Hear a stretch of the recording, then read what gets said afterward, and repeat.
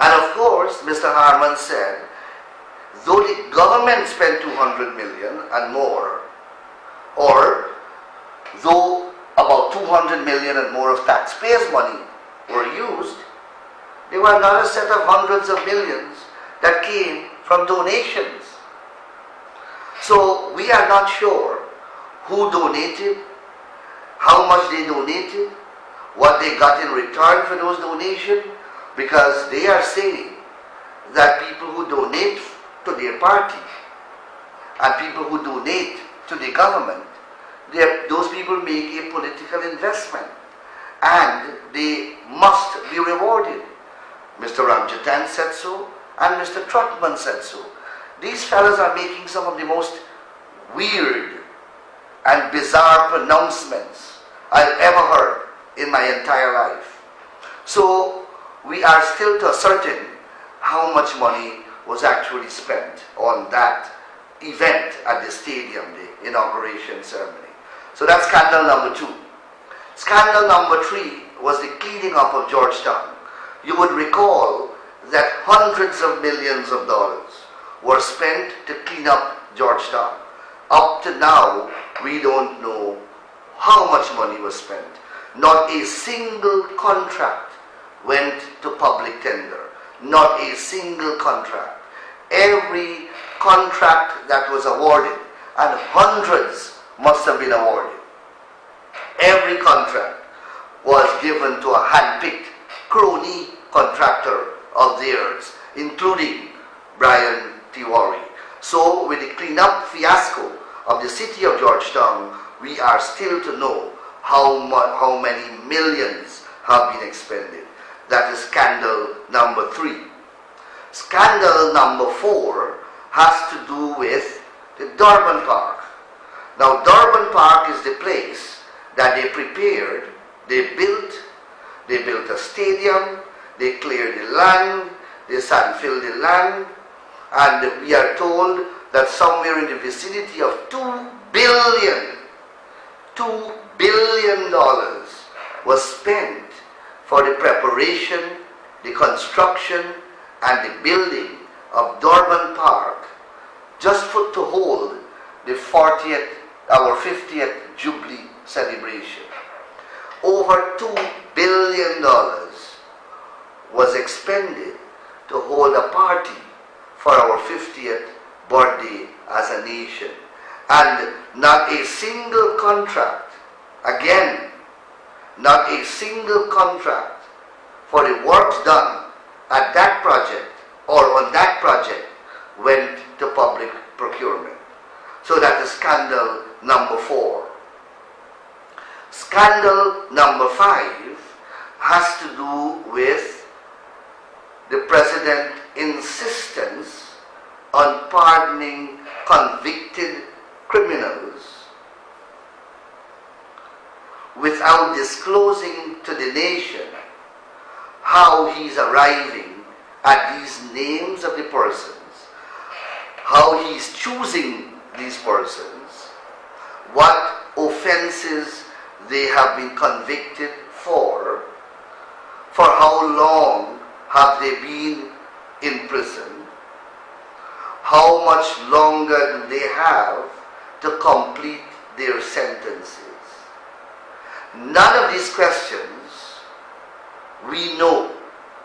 All we know is that the president at periodic intervals grants pardons to dozens of convicted felons. We were told by the president himself that he will only release persons who are young and who have committed non-violent offenses. Well, we discovered that the president was not being truthful, because right here in Berbice, in Rose Hall, a man was apprehended for committing a violent robbery, and it was discovered that that man was among the persons pardoned by the president. And when an examination was done of his antecedents and the offense for which he he was serving a sentence for which he received a pardon from the president, that offense was robbery with violence. We are told that many of the persons who have been pardoned by the president without any process, without any principle, without any explanation, many of them are back in the prisons. So that is scandal number 6. Scandal number 7 has to do with the bond, the health facility bond, or rather the storage bond rented by the Minister of Health. $12.5 million paid in rent for 1 month. A bond is being rented. It's an old house on Sussex Street. The minister said to the house that the medicine are already there, the pharmaceutical are already there, that this bond meets international standards. The minister said that to us in Parliament on the 8th of August, earlier this month. Before the parliamentary session was completed, the press went and visited the very bond. It's an old house and they found carpenters working in the house. So the bond was not even built, but this government signed a 3-year contract to rent that bond for $12.5 million per month. Two-month security deposit was paid to the tune of $25 million. And that is the exact purchase price that the bond was recently, the property was recently purchased for by the landlord. And of course, the landlord is a crony of theirs. The landlord operates out of a building owned by Cathy Hughes, the executive member of the AFC and the Minister of Telecommunication. When this disclosure was made public, and we questioned the minister in the Parliament, he disclosed to us that the cabinet approved the deal, that the deal was discussed at cabinet. So it's not the minister's fault, it is the fault of the entire cabinet. And this cabinet, of very intelligent people, decide that they will deal with the public criticism by establishing a subcommittee of cabinet to investigate a decision of cabinet. So this intelligent motley crew of ministers decide that they will form a group among themselves to investigate themselves.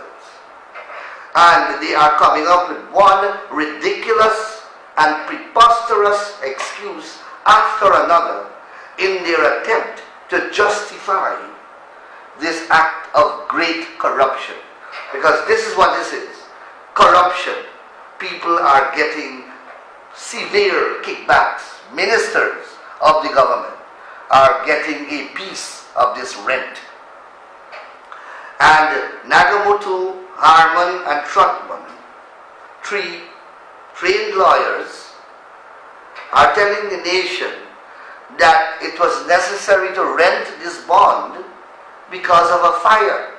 Because the government bond is located at Diamond, just about 4 miles away.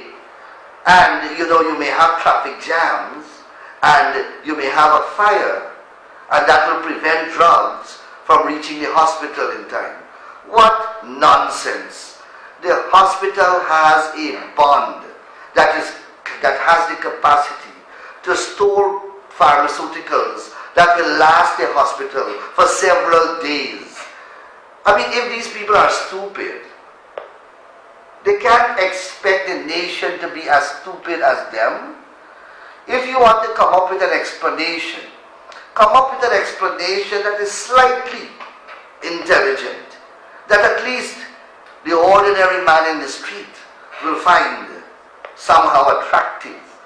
You cannot manufacture such mediocrity and impose that upon a nation as an excuse that you frighten that there will be a fire somewhere, that a bond will catch a fire, as though the one at Hatfield Street that they have rented is somehow fireproof.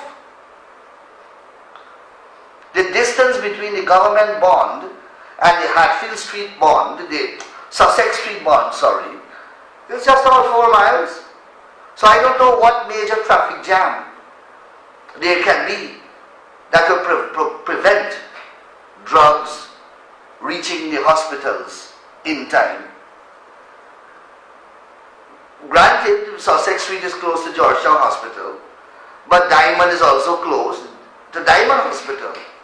So you have advantages and disadvantages. But in any event, every hospital has a bond facility in the hospital compound that has the capacity of storing enough drugs to last for a couple of days. So that excuse is stupid as those who have manufactured it. So that is scandal number 6. Scandal number 7 is the settlement with DDL. And I have written and I have spoken about that, where billions of dollars, taxpayers' dollars, have been written off in favor of DDL. That is scandal number 7. Scandal number 8 is another multi-billion settlement with BK International. Well, this one here has so many dimensions that it is not funny. We were first told that BK International breached its contract with the government. Minister Patterson and Minister Bolkan went on the television and they went in the newspapers and they reported to the nation the terrible job that BK International did at the Hatbosh dump site. That he did substantial work, that he breached his contractual obligation, and that he exposed the people in that locality to extreme dangers and public health hazards. This is what they said to the nation. BK International writes one letter. First of all, they said that the man sued them for 10 million US. They said that he sued them for 10 million US and they managed to settle for 5.7 million US dollars. So I went into the court system to look for this file because I want to see what exactly this man is claiming against them, or this contractor is claiming against the government. So I went into the file, into the court system, and I searched for the entire 2015 and the entire 2016, and I can't find this litigation that they are speaking about. And they have been dodging the press, refusing to answer questions regarding this litigation that they lied to the nation about. Lo and behold, today in the Kaichor News, Bolkan discloses that BK International wrote them a letter threatening to sue for 10 million US. Just a letter, just a legal letter threatening to sue for 10 million US, and they settled for 5.7 million US. Well, comrades and friends, if any one of you have any difficulty with this government, please come to me and let us write some legal letters. And if we get $1 million per letter, I think that we will be doing very, very well. So I'm asking all of you, if you have legal problems, come to me and let us send out about 1,000 letters And we will not going to ask for 10 million US. We're going to ask for $1 million dollars. And let us see whether the government will pay us, as they have paid their crony BK International. But again, of course it's not BK International getting all this money. The money has to be divided. I am told 3 ministers have received huge portions of money. One of them made a big fight because he wasn't getting anything, and he eventually got 100,000 US or 20 million Guyana dollars. So that is scandal number 8. Scandal number 9 is the payment of the Rhodesia judgment. Remember, I said in this program that first of all, they made us lose that case because they refused to pass the amendments in the parliament. And the court, the CCJ, granted judgment. But Rhodesia owes us billions and billions of dollars in taxes if we are to assess them. And we told this government, do not pay the judgment. Do not pay $1.2 billion to Rhodesia. Instead, assess them for the taxes that they owe and do a set-off arrangement. And they will still end up owing us at the end. The government disregarded our advice and doled out another $1.2 billion to this company unnecessarily. Again, I say, it's not the company getting all the money. They kick back. They kick back. These people, I don't know who have taken over this country, but the corruption is unimaginable. Unimaginable. I have real estate agents coming to tell me that they are renting properties to this government, and this government is asking the landlord to enter into 2 contracts. One, let us say if the landlord wants 4,000 US for a property, the ministers are asking that the contract be signed for 8,000 US, and 4,000 they will collect every month on the side. That is the level of racketeering that taking place under this administration. And these people were accusing the PPP of corruption. And you, the Barbicians, you believe them. Well, look at what is going on now. If you think corruption existed under the PPP, well, I don't know what you will say in relation to what is going on now. So, those are about 9 scandals, and I'm sure there are many more. Those are about 9 major scandals that have taken place over the last few months. Of course, we have the SOCU. Up to now, we don't know about this SOCU business, how on what basis SOCU running into people's homes, seizing their cash, taking away their financial records, seizing their jewelry at the airport. Who does SOCU answer to? We know that it is located in the office of the president. We know that it is funded from the office of the president budget, and we therefore can infer quite reasonably that it is receiving political directions, and this is a law enforcement agency. So that's another scandal by itself. And then we have another scandal that's brewing, SARA. And tomorrow I will be speaking at the Sleeping International Hotel on Brickdam, Georgetown, on this SARA bill. I mean, I know that you would not be there, but I'm hoping that it will be shown on the television or at least covered in the press so that you can get an idea of what this bill is about. It is a most draconian piece of legislation that will be enacted by this government intended to seize people's property. You will hear more about it later on. So I have just dealt superficially with about 10 major scandals, and this government has only been in office for 15 months. They have had almost one scandal every month and a half. Every month and a half they have had a scandal, because I have listed 10.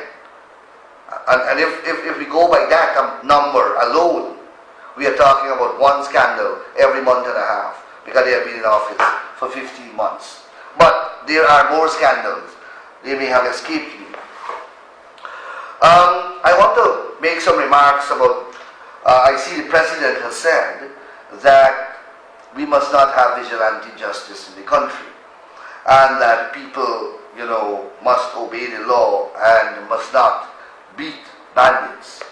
Well, I cannot fault the President, quite frankly. The President is right in law, and the President is right in principle. But one has to look at the situation which the country faces, and one also has to view the President's position on the question of crime. What is the President's position on the question of crime?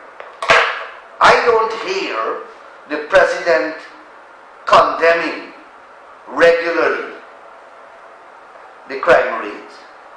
I don't see the President speaking on behalf of the victims of crime.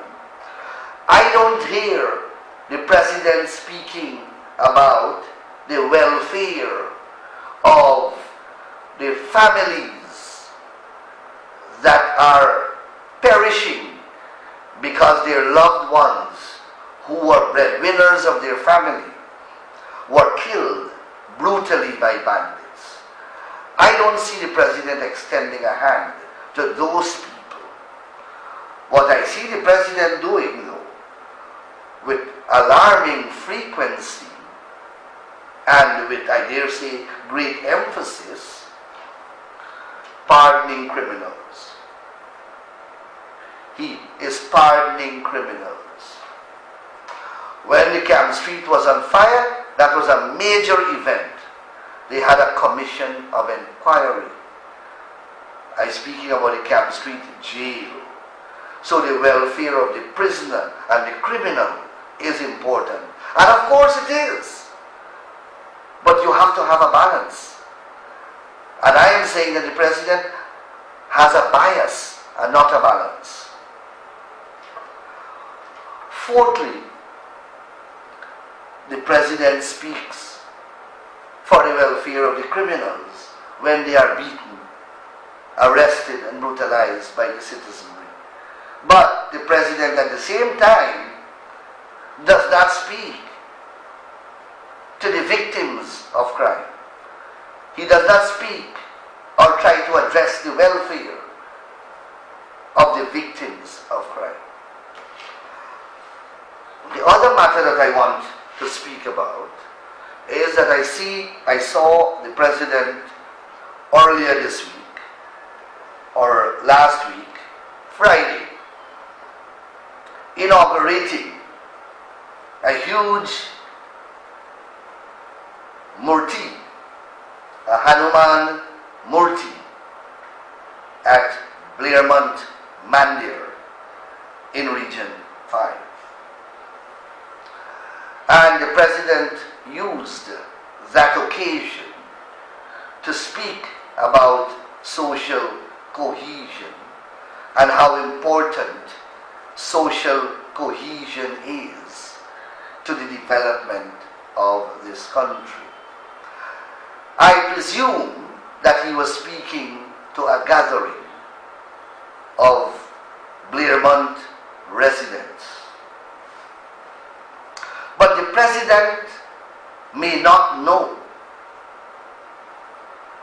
that those persons to whom he was speaking their children and the children who may have been there listening to the president, those children stand on the road every morning, and the bus with the president's face on it that picks up school children every morning passes those very children standing on Blairmont Road and goes all the way to Ithaca to pick up children at Ithaca. In fact, the bus starts from somewhere at Belladrum and stops at selective villages, picks up children,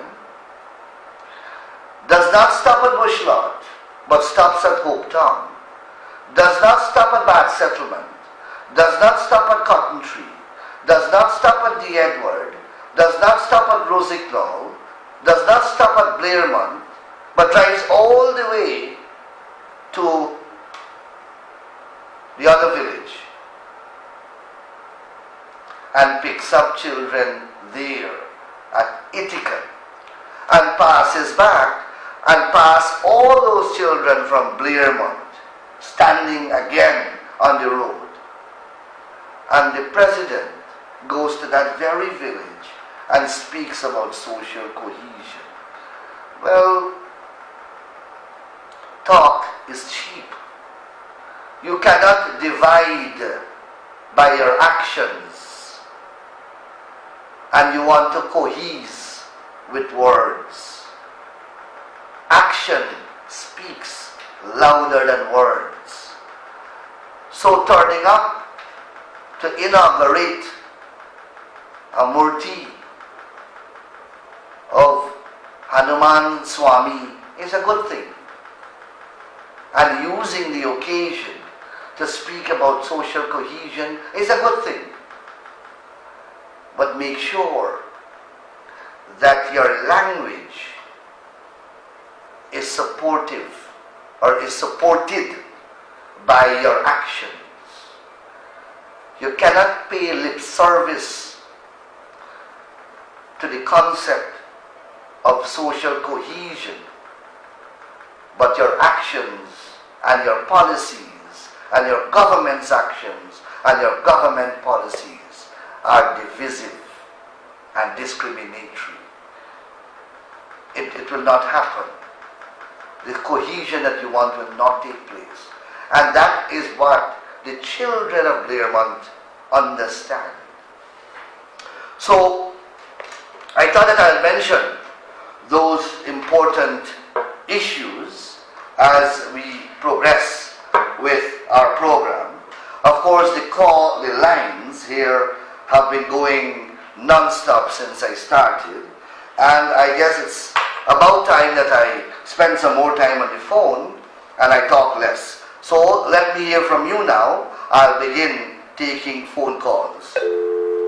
Well, we just missed that caller, and I want to take this opportunity to remind all of you, please get a copy of the Mirror newspaper every weekend. It is printed once a week. It's a new and improved newspaper. It has a lot of information.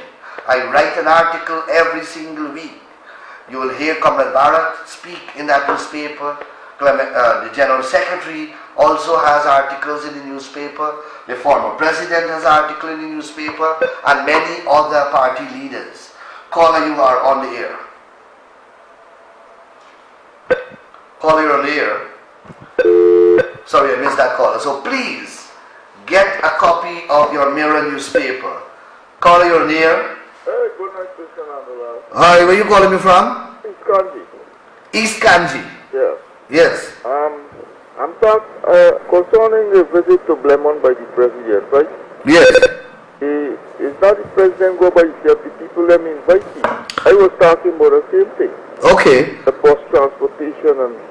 Okay. No, nothing wrong. I don't have a problem with if the people invite the president to go. I mean, he is the president of the country. But when he goes there, they should have used the opportunity when he speaks about social cohesion. I don't know, maybe they did tell him that their children are left on the road while the David Granger bus number 1 and 2 passes past them and go to Ithaca to pick up children. Yeah, but you see, you got to blame our people ourselves. You can't blame nobody else. Well, I don't want to stop anyone from inviting anybody to their place. They are free to do so. But, you know, we must be able to speak up for our rights. We must be able to condemn wrongs. Discrimination is a wrong. And the right to be protected against discrimination is a constitutional right which we must assert and defend. All right, caller, thank you very much. Yes, So that caller has the same concerns that here it is, the Mandir invites the president, but the Mandir is well, I don't know whether the Mandir is unconcerned, but the children are left on the road by the bus. Caller, you're on the air. hello, Mr. Anwar, good night. Yeah, I'm not hearing you. You have to speak up. Hey, Mr. Anwar, good night. Good night. I'm a Fardsham village. Where you calling from? Fardsham village. Where? Fardsham village. 47. Yeah. Hi, Ramjatan village. I live in the kindergarten school street. And Oh. I see BK and Kukamak staying there for 4 months now. And nobody pays heed to it. But this is the village of Kemraj Ramjatan. Yeah. Have you called Mr. Ramjatan? Three number more cars. Huh? I got his number. Go and collect his number from his mother. For 5 months I received thing by school. All right, could you draw on a, and I was joking with you, could you go to the NDC office and lodge a complaint? I like so much complaint. All right, well, I know that the regional administration officials, I know that they normally look at this program, so I am hoping that they are taking note. It is a street in 47 village, The kindergarten school street. the kindergarten school street. City school. Thank you very much, caller.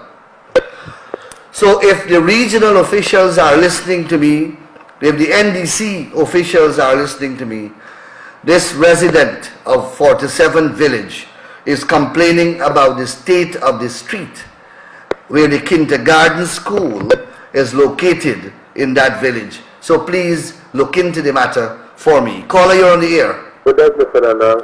Good night. Where you calling me from? Albion. Albion. I just saw the news in Channel 12 that we'll have a next budget on the 5th of December. This year we passed the biggest budget. The government go back into Parliament asking more money to do. And I passed one on the 5th of December for next year. Yes. So I'll be there for again. Well, caller, thank you. This caller, you see, that's why I need to open this. I open this line. Our people are so intelligent and they are so observant. This caller has raised with me the fact that only in February of this year, we passed the biggest budget in the history of this country. And by July, the money finished and they came back to the parliament for $3 billion more dollars. And now, we are passing another budget in December. So the money finished again in December. Well, that is what happens, caller, when one, you spend and you spend and you spend because you didn't work for it, you don't appreciate its value, but more importantly, you do not earn. We are not earning as a country, but we are spending like multi-millionaires. Caller, you're on the air. Good night. Good night. I have a volume problem here. Oh. Speak up, please. Hey, good night. Yes. I'm calling from Bushlat. Bushlat, West Coast or No, West Coast. West Coast? Yes. When I listen on night Ranger in attack on TV said, when them in out for and tell job not for young people. Then he say young people don't got create their own job. They got self-employed. Then when I say about crime, when PPP in there, how them in there, what am I doing with the crime? Well, caller, you have raised two important issues, and you would have, thank you, and you would have heard me speak about both. While they were in government, while they were in the opposition, of course they have lied to the people on so many accounts. But one of the biggest lie to young people was the promise to create jobs for young people. When they are in government, Mr. Granger says job creation is not a function of government. That you have to go and find it and create your own job. He didn't know that when he made the promise to the people of this country. As I said last week, there are billboards all around this country with the President and the Prime Minister's photograph, vote APNU AFC, we promise jobs. That's what the billboard says. Today, when to deliver the job, having received the votes or stole the votes, the President says that government business is not to create jobs. Caller, you're on the air. Hello, Randall. Hi.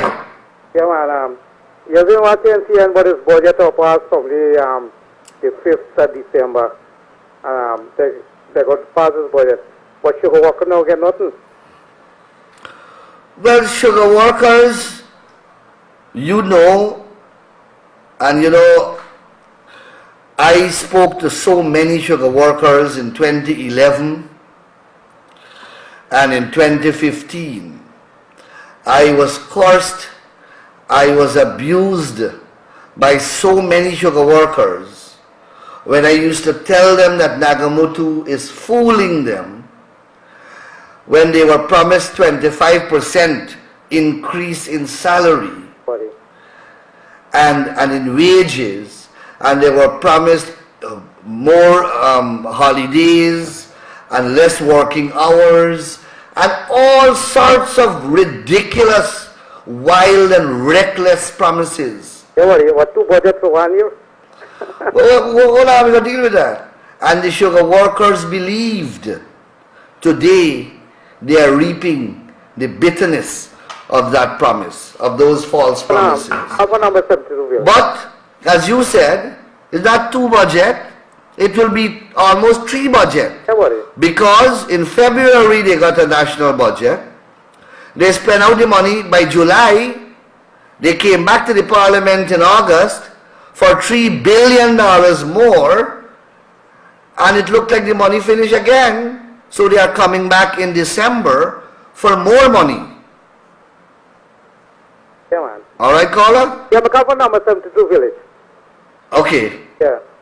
Okay, thank you. Okay, good, thank you. So that caller was from number 72 Village. Caller, you're in the air.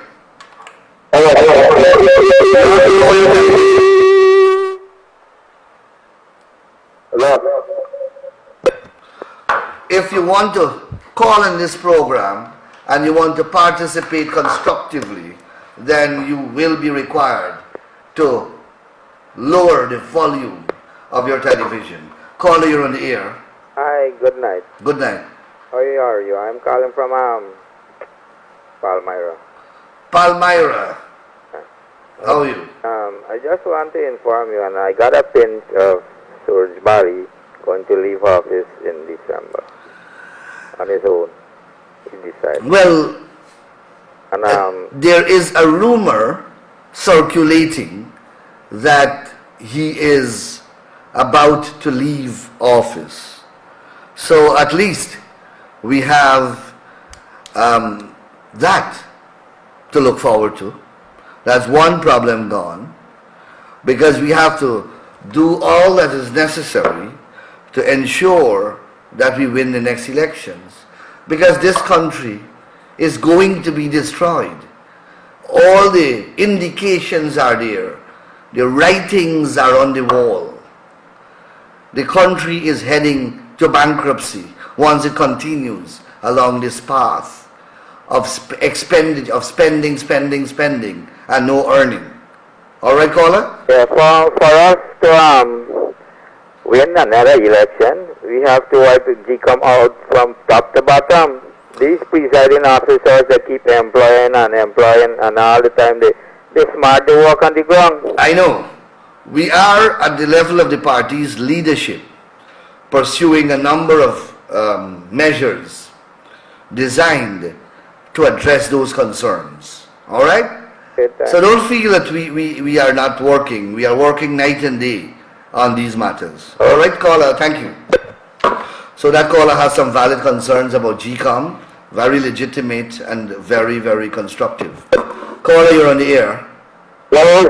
Yes? Hello? Mr. Lawal? Yes? Could you shed some light on Mr. Van Charles contract? Oh, thank you. Thank you for reminding me. Mr. Van West Charles, the son-in-law of former President Forbes Burnham, I don't know where he was for about 30 years. Suddenly he comes back into this country when this government assumes office and lands a big job. Well, he's a leader of the PNC. Lands a big job with GWI as the CEO. And then forms a company or joins a company. He joins the company after the elections of 2015, and the company makes an application for 3 fuel licenses: 1 to store fuel, 2 to transport fuel, to wholesale fuel, and 3 to import fuel. This company gets all 3 of these licenses within 5 weeks. If you read one of the newspapers, I did an interview in which I pointed out that I was the legal advisor for the Guyana Energy Agency for a number of years, and that is the agency that grants these licenses. I helped to craft the law and the regulations which govern the grant of these licenses. To get one of these licenses, you have, especially like the storage license, you have to have a whole host of requirements that you have to satisfy. You have to have storage facilities. It must be located in an area that is safe because it's fuel that you're storing. You have to have fuel tanks. You have to have a whole host of devices to fight fire in the event of a combustion. You have to get an environmental permit, which will only be granted to you after an environmental impact assessment is done. You have to put an advertisement in the newspapers inviting people in your neighborhood to get their views, because if you are storing fuel near their homes, they are also at risk. Then you have to get the local authority and the regional democratic council to give you certain permissions. You have to get a fire service to come and inspect and certify your place. You have to get public health to give you certain licenses. There is no way that those requirements can ever be satisfied in 5 months. These processes take years, but it is corruption, it is nepotism. You ask the gas station owners in Berbice, ask them how long they may have applied for a fuel storage license or a fuel transportation license and see if they got it. I know, I helped to administer the system. The system doesn't work like that. So that was a corrupt act taking place there. Caller, you're on the air. Hey, Mr. Nanala, good night, sir. Good night. I am calling from Barchester, Memphis, Mr. Bobby. Hi. I always enjoy your program. Thank you. I have made two observations, or a few observations. Yeah. One of them when you said spending money, spending. Well, the old people would not use that term. They would use a stronger term. They would use the term Bilawi. Bilawi, I know. Bilawi. Yes. It's a very strong Hindi term that means much more than wasteful. Yes. But that's a better term to use, Bilawi. Yes, well, your Bilawi that we should have worked for. Yes. You understand? So, and that term only connects to money, not like you can say wasting water. It connects to money. I know. Thank you. Thank you very much. Thank you very much, caller. That caller has assisted me with the use of a Hindi term to describe this quandamania which is taking place with taxpayers' dollars in this country. Caller, you're on the air. Good night, sir. Good night. I just want to ask a question, man. Why the NDC not get paid regular every week? What? The what? NDC. Which NDC? How can NDC? But comrade, how you ask me a question, you got to give me information. I don't understand when you pick up the phone, you expect me to know which NDC you're talking about. So you're talking about Albion NDC. And what is the problem with Albion NDC? November, December, I get paid until now yet. You don't get paid. So I got to assume that you work at the Albion NDC. Yes. What work you do there, partner? I just security guard. You're what? Security guard. You're a security guard. Well, you're not going to tell me all that information, man? And you work where? At the NDC office itself? Yes. Alright. Well, a lot of NDC officials are looking at this program, and I'm sure that they know who you are, and I will ask them, I will ask the overseer, I will ask the chairman, and I will ask the other relevant officers, the other councillors at the Albion NDC. The security man says he has not been paid for several months. I am asking respectfully whether you can address that matter. Thank you. Caller, you're on the air. Good night. From Buslat. Hello? I come from Buslat, West Coast. Yes? You see, I haven't seen when a man talks about PPP, they might do 100 times worse. Then you see, maybe just like a beer scamp man. I know, caller. Thank you. Bank of Talaran, pitching at material, to that. Alright, thank you. Alright, we will take one last call and then I'll have to bid you goodbye because the operator has signaled me already. Caller, you are on the air. Hi, good night. Good night. I want to thank you that you upkeeping this program every week. Thank you. Thank you for that, but I got a problem. Yes, sir. In Amsterdam, I want to know if the police make a parking spot, or I don't know if the new government buys a parking spot in Amsterdam for DHL. Imagine a car park up today this morning. Wait, we gotta go slowly. Okay. You are complaining about a parking facility At New Amsterdam.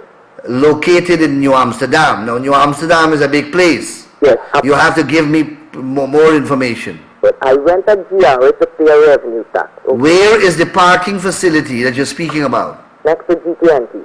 Next to CTNT. G CTNT. PPNV? CTNT. I'm not hearing you. CTNT. Opposite the station, next to the GRA. Opposite the police station, next to the GRA. Yes, a car was parked in there. The car was pulled out where the police officer seen the car pull out and got away.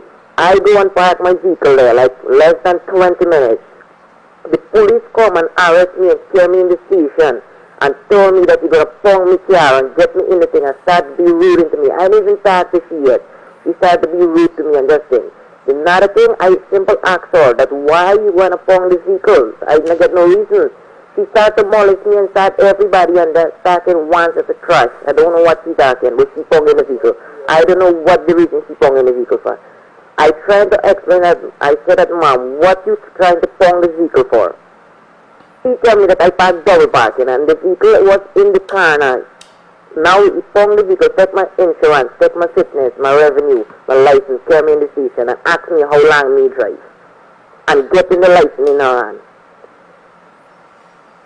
And what became of the matter? What was the eventual I outcome? explained and tell her everything. Then she watched me and then she got me to sign on the warning book and then give me an. I said, telling you the truth, I parked less than 50 minutes here and the next cab pull out. You could go and ask everybody. So you were not charged or anything? That's nothing. But the harassing people very bad and don't want to listen to people. All right, caller. Thank you. I get a picture. Well, you see, I get complaints like this all the time. But we have to fight the system as a collective. This used to happen when we were in government as well. I don't blame the government for this. This is the police attitude, which I've always found to be offensive. The harassment of civilians, the harassment of citizens, it takes place on a regular basis. But we as citizens have to take up the mantle of fighting this thing. We have to write. People don't like to write in this country.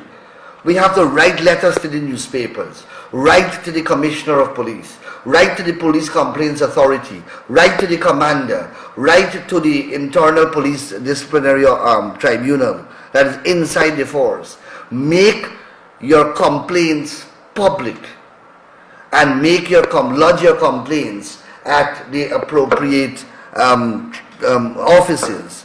That's the only way that we can participate in the fight against the harassment which we claim at the hands of the police force. Now this is where I have to say, unfortunately, goodbye, and again I know the calls are coming in non-stop, but unfortunately, as the saying goes, every good thing comes to an end, and this program has now come to an end, and I want to take this opportunity to wish each and every one of you a pleasant rest of the evening, and to invite you once again to join me next week, Tuesday, at 7 p.m. when we will resume our weekly discussions on the matters that are important in the news. So until that time, please take care and have a blessed week. Thank you and goodbye.